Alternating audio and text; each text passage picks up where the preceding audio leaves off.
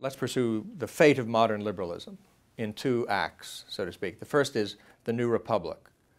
What do you think of what has happened to the New Republic? Its longtime editors and many of its writers have resigned in protest against its new Silicon Valley publisher, Chris Hughes. Does this tell us something about the modern-day liberalism? Has it lost faith in progress? No. I would not draw world historical implications from a magazine that never made money, bought by a young rich guy who thinks in different terms and wrecks it. Do you have any sentimental attachment to the New Republic left? Do you share in the lamentations of Leon Wieseltier or others? Well, now you're getting personal.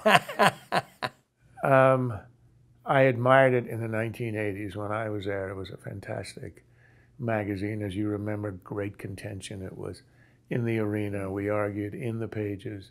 Fred Barnes was there. Fred Barnes and Mickey Kaus and Amity Shlaes was an intern there for a year.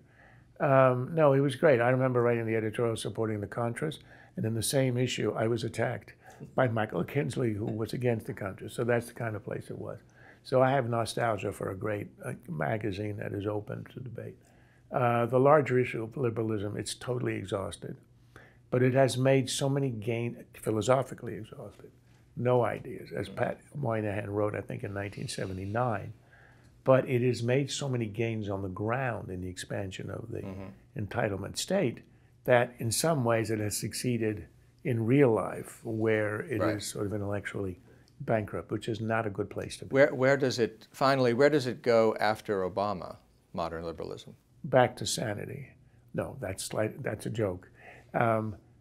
Here's the cliche is that American politics is a fight between the 40-yard lines, which is a center-right party, center-left party, unlike what Europe is, goal line to goal line. Obama tried to push the ball into the red zone, no pun intended. And that's not going to happen again because he has wrecked the party. Look, it's the lowest ebb in the House, in the state houses, in the governorships since the 20s. He's had personal success, but the party's been wrecked. It doesn't have a bench. It only has a single presidential candidate. There's nobody around. So I think the party will tack back. And if you saw a Clinton restoration, it would be the 90s again, I think. I mean, hard to tell with her because who knows what she thinks or believes. But I think that's where the party goes.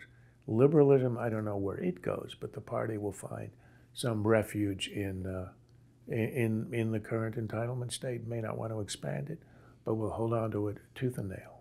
As Churchill said, the future, though imminent, is obscure.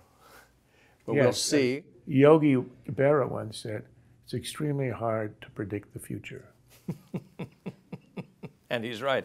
The only truism is from Herb Stein, the great economist, who once said, that, I love this thing, if something cannot go on, it won't. So that's where liberalism has a problem.